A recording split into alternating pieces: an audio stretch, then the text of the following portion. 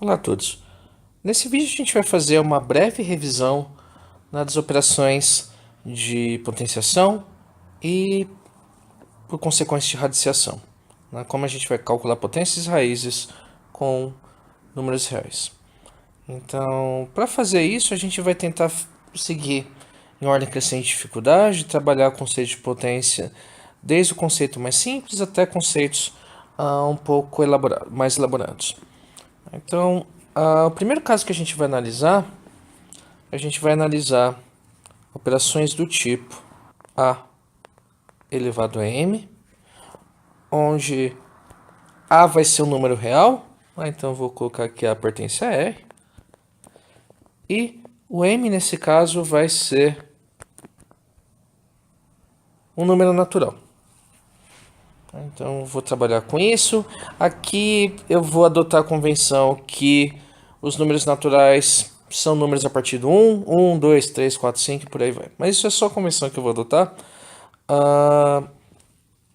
Mas eu, em tudo que eu for fazer ao longo desses vídeos, eu não vou considerar zero como sendo número natural. Então vamos ver como que essa operação vai poder ser caracterizada através de um exemplo. Então faz de conta que você quer calcular 2 elevado a quinta, né? Que vai ser o caso típico. Né? O A aqui vale 2, que vai ser a base, né? E o 5 vai ser meu expoente. Então o primeiro caso que eu estou pegando vão ser expoentes que são números naturais. Né? A base pode ser qualquer coisa. Para essa definição, o que a gente tem, isso aqui vai ser apenas um atalho para você falar que você está repetindo o número 2 5 vezes e efetuando a multiplicação. Quando você está lidando com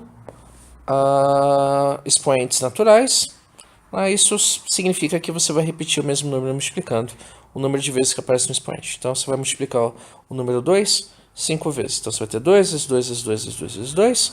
E nesse caso, a gente vai ter que 2 vezes 2 vai dar 4, vezes 2 vai dar 8, vezes 2 vai dar 16, vezes 2 a gente vai ter 32 como resposta. Tá? Então, esse aqui vai ser o nosso primeiro exemplo. Então, vamos ver aqui como um segundo exemplo disso. Faz de conta que você quer tentar calcular menos 2 terços e elevar isso ao cubo. Então, se você está querendo elevar ao cubo, o que você vai ter vai ser o seguinte, você vai seguir o mesmo padrão. Você vai pegar a base e repetir o número de vezes que está no expoente. Como o expoente é 3, você vai repetir menos 2 terços multiplicados 3 vezes. Então você vai ter menos 2 terços vezes menos 2 terços vezes menos 2 terços. Então isso por definição. Se você anotar isso, você está utilizando, nesse exemplo, a gente está trabalhando com frações. Ao multiplicar frações, você multiplica tudo que está em cima e multiplica tudo que está embaixo. Então, uma coisa interessante é, se você tem uma fração e um expoente, o que você vai fazer? Pegar a base, quer dizer, o numerador, elevar o expoente, pegar o denominador, elevar o expoente. Então, você vai ter menos 2 elevado ao cubo, então vai ser menos 2 vezes menos 2 vezes menos 2. Isso vai dar menos 8 pela regra de sinais. E você vai pegar 3 ao cubo, que vai ser 3 vezes 3 vezes 3. 3 vezes 3, 9. Vezes 3, 27.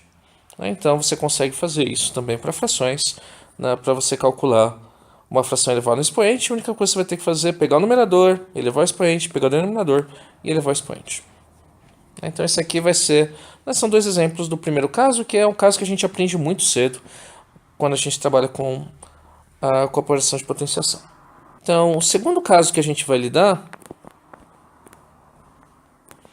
vai ser como a gente vai definir A elevado a zero.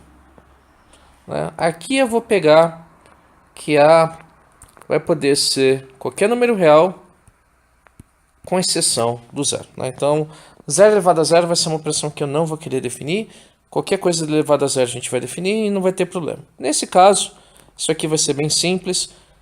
Se A é diferente de zero, A elevado a zero vale 1. Então, o exemplo disso, se você quer tentar pegar 500 e elevar a zero, a resposta disso é 1. Então, quando você está elevando a potência a zero, o resultado dá 1. Né?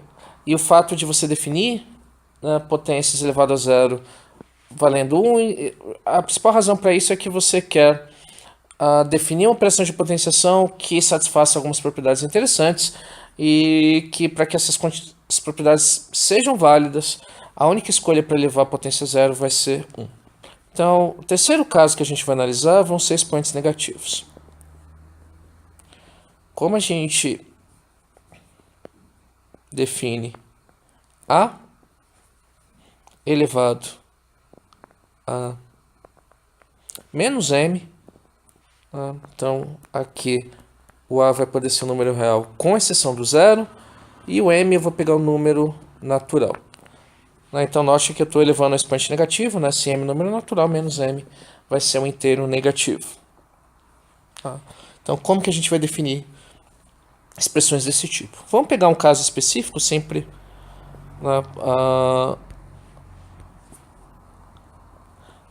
contextualizando em casos específicos. Então vamos ver o que a gente vai fazer, por exemplo, para calcular 4 elevado a menos 3. Então, como expoentes negativos funcionam? O que você vai fazer vai ser pegar a sua base, inverter ela.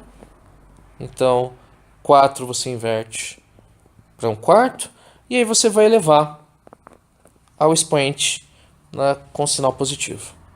Então, expoentes negativos invertem a base. Então, essa é a ideia. A partir daí, você pode calcular 1 elevado ao cubo. Para você calcular uma fração elevada no expoente, você vai fazer 1 elevado ao cubo sobre 4 elevado ao cubo. Então, isso aqui vai ser 1 elevado ao cubo, vai ser 4. 4 elevado ao cubo vai ser 4 vezes 4, 16. E 16 vezes 4 vai dar 64. Então, essa vai ser a ideia de como a gente vai lidar com expoentes negativos. Vou pegar mais um exemplo aqui. Por exemplo, faz de conta que a gente quer calcular 5/7 elevado a menos 2. A ideia é que o expoente negativo vai fazer com que a base seja invertida. Então, ao invés de eu pegar 5/7, eu vou pegar 7/5 e elevar isso ao quadrado. Então, isso significa que para você pegar a fração ao quadrado, você vai poder pegar o numerador ao quadrado, o denominador ao quadrado. Então, a resposta disso vai ser 7 ao quadrado, que é 7 vezes 7, 49, sobre 5 ao quadrado, que vai ser 5 vezes 5, que é 25.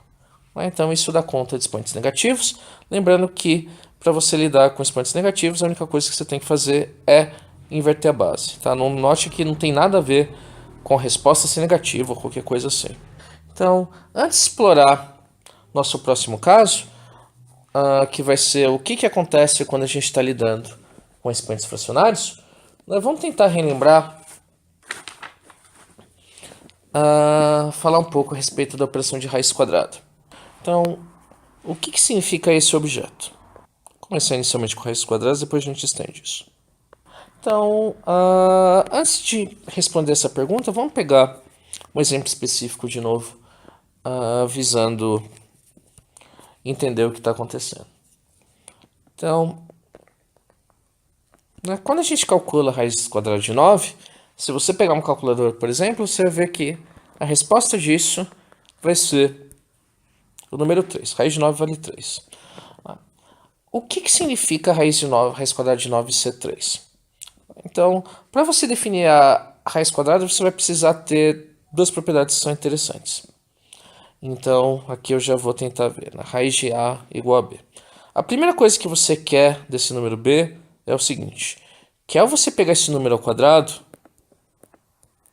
você quer que a resposta seja o que dê exatamente dentro da raiz. Então, nesse caso, a raiz de 9 vale 3, porque 3 elevado ao quadrado dá 9. Só que tem um pequeno problema de ambiguidade com essa definição. Porque, por exemplo, se você pegar o número menos 3 e elevar ao quadrado, a resposta disso também vai ser 9.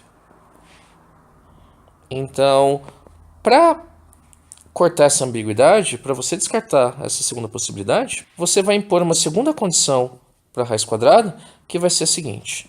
que o resultado da raiz quadrada tem que ser um número maior ou igual a zero.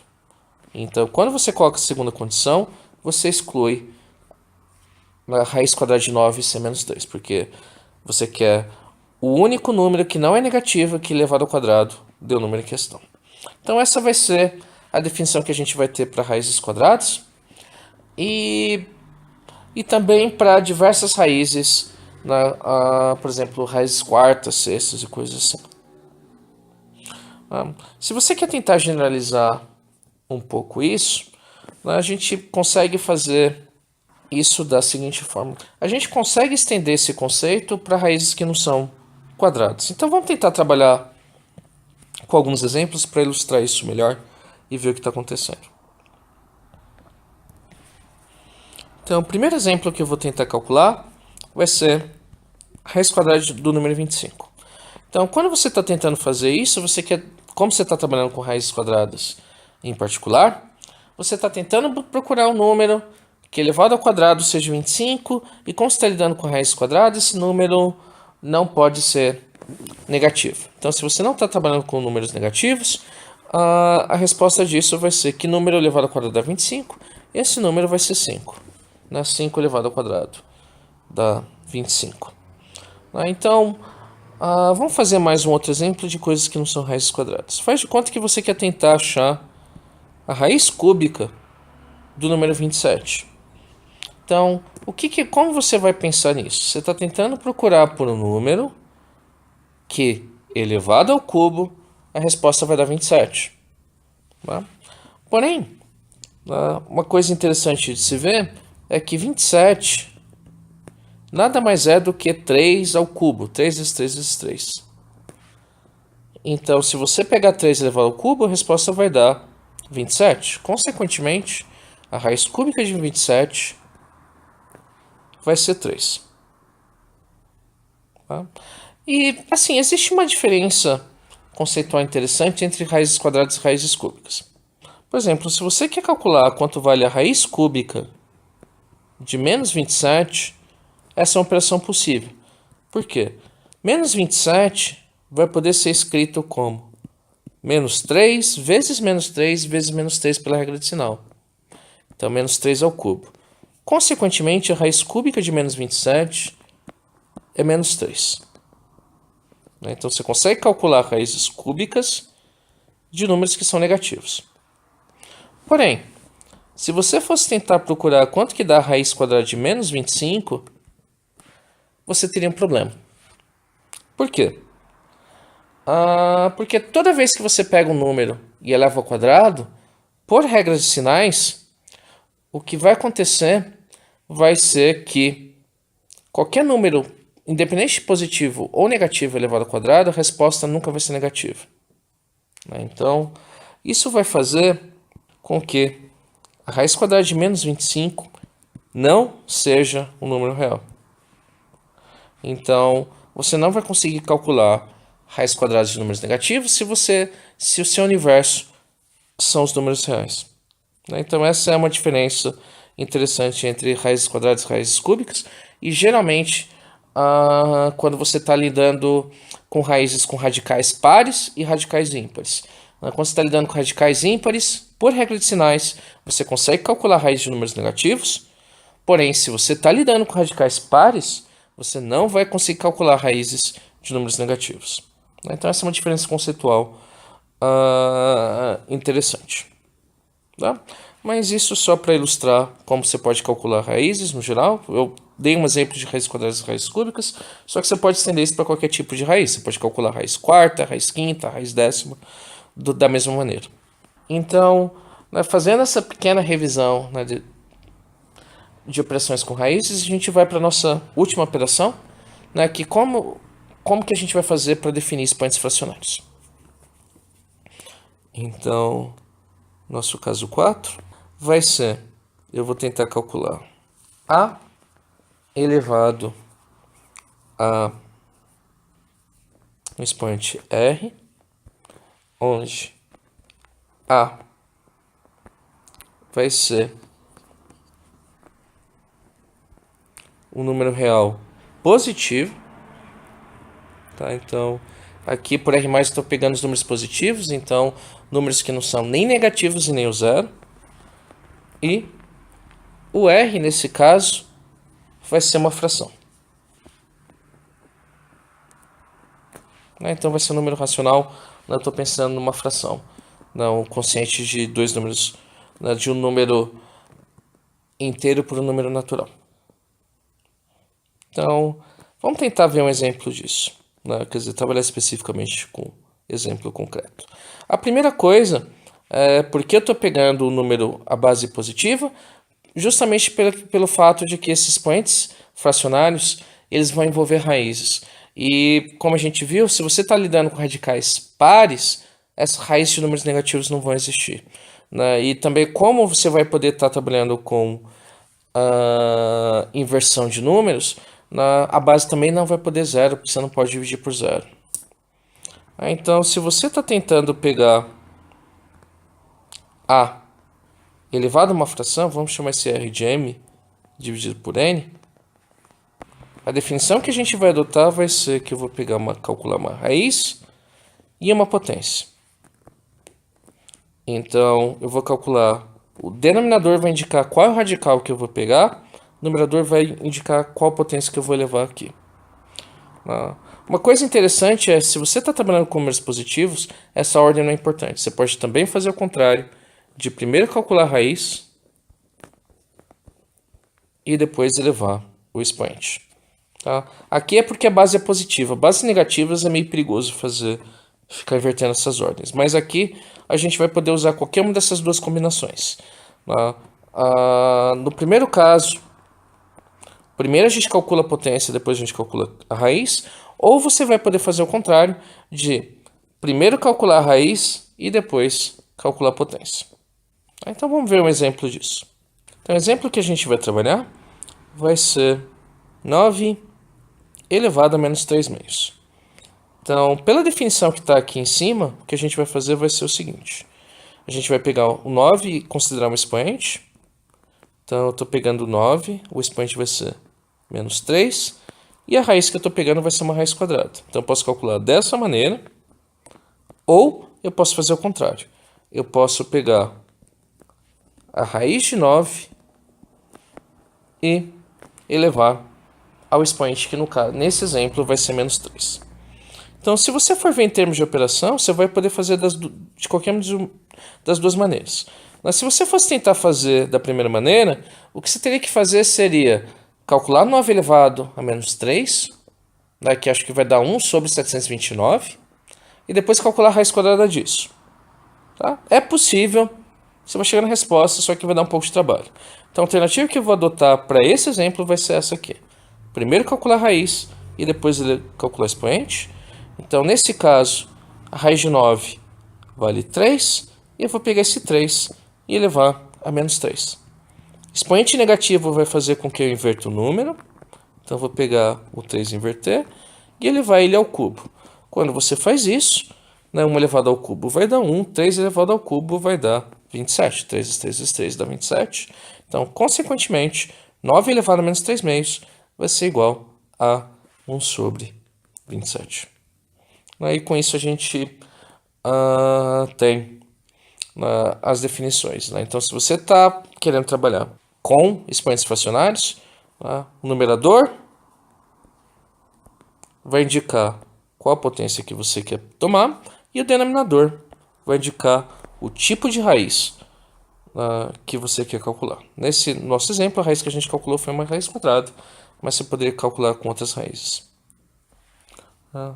Então, para finalizar esse vídeo, eu gostaria de listar algumas propriedades que são interessantes para diversos tipos de potência, inclusive para raízes, dado que a pressão de raízes também pode ser caracterizada como expoentes fracionários. Então vamos colocar as hipóteses. Então aqui eu vou assumir que A e B são números positivos e R e S são números racionais, são frações. E que também podem englobar números inteiros, coisas do tipo. Então, partindo dessa premissa, a gente vai ter as seguintes propriedades. toda vez que a gente tem duas potências com a mesma base sendo multiplicadas, a primeira propriedade te diz que você pode manter a base e simplesmente somar os expoentes. Então, se você multiplica a potência com a mesma base, você mantém a base e soma os expoentes. Segunda propriedade vai ser que se você está dividindo duas potências com a mesma base, você mantém a base e subtrai os expoentes. A terceira propriedade que você vai ter vai ser a seguinte: se você está trabalhando com uma potência de uma potência, então se você tem a elevado a r e quer elevar a um expoente s, você pode manter a base e multiplicar os expoentes. Outra coisa que você pode fazer é, se você está lidando com multiplicações de bases e quer elevar um expoente, você pode calcular se as bases estão multiplicadas, você pode calcular a potência de cada uma das potências separadas e multiplicar elas. E a mesma coisa vai valer se você quer calcular uma potência de uma divisão. Você pode calcular o numerador, elevar ao expoente, e o denominador, elevar ao expoente. Então, essas são algumas propriedades básicas sobre potências. O que é perigoso nesse caso, eu acho que algumas propriedades são um pouco perigosas, então acho que vale a pena notar o seguinte. A primeira coisa é que muitas vezes posicionar parênteses pode ser algo extremamente importante. Porque se você está fazendo essa operação, fazer calcular 2 elevado a 2 ao cubo, não é a mesma coisa de você calcular 2 elevar ao quadrado e elevar ao cubo. Tá? Por quê? Porque essa operação você está fazendo 2 elevado a 2 ao cubo, que vai ser 2 vezes 2 vezes 2, que é 8. Na segunda operação, você está pegando 2 ao quadrado e repetindo 3 vezes. 2 ao quadrado ao cubo vai ser 2 ao quadrado vezes 2 ao quadrado vezes 2 ao quadrado. E nesse caso, 2 ao quadrado ao cubo vai ser 2 à sexta. Então, é bastante importante ver como você está posicionando parênteses. E se você posiciona os parênteses dessa forma, você não vai poder usar a propriedade de potência múltipla expoente, porque isso aqui não é uma potência de potência. Isso aqui você está pegando 2 e elevando a 2 ao cubo. Então você está elevando a oitavo. Aqui não. Aqui você está fazendo uma potência, que é 2 ao quadrado, e elevando a outra potência, que é o cubo. Então aqui você multiplica os expoentes. Então você vai ter 2 vezes 3, que vai dar 6. Aqui você não vai poder fazer nenhum tipo de multiplicação de expoentes. Então essa é a primeira observação. A segunda delas é que se você está lidando com somas ou subtrações de potências, não é verdade que isso aqui vai ser a soma das potências. Isso geralmente não vai valer para os expoentes no geral. Não é verdade. No geral, não vai ser verdade que A mais B elevado a um expoente vai ser igual a expoente mais B elevado a um expoente. Então esse é um erro bastante comum. Você não consegue separar potências. Quer dizer, você não vai conseguir separar potências quando você está lidando com soma. Você consegue fazer isso bem com multiplicações e divisões, porém você não vai conseguir fazer isso com somas e nem com subtrações. Então, essa é uma coisa que vale a pena chamar atenção, porque isso aqui é um erro muito, muito comum. E com isso, eu acho que a gente tem, pelo menos, as propriedades básicas de potências e raízes.